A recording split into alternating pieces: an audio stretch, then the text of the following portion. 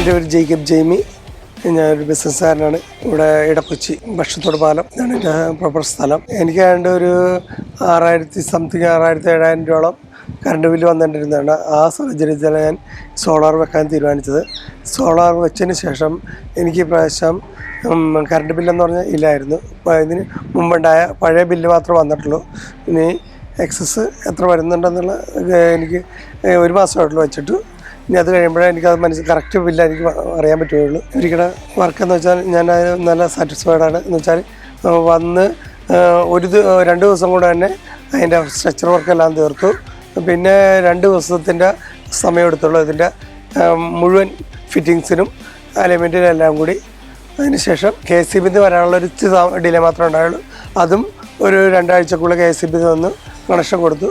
അന്ന് മുതൽ എനിക്ക് ഫുള്ളായിട്ട് എനർജി കിട്ടാൻ തുടങ്ങി. നമ്മൾക്കിപ്പോൾ ഏതാണ്ട് ഒരു ദിവസം 5 kVയാണ് വെച്ചെങ്കിലും 24 യൂണിറ്റിൽ മേലെ എനിക്കൊരു ചില ദിവസങ്ങളിൽ കിട്ടാറുണ്ട്. ചില ദിവസങ്ങളിൽ വെയിൽ കുറവാണെങ്കിൽ ഇത്തിരി കുറവായിരിക്കും.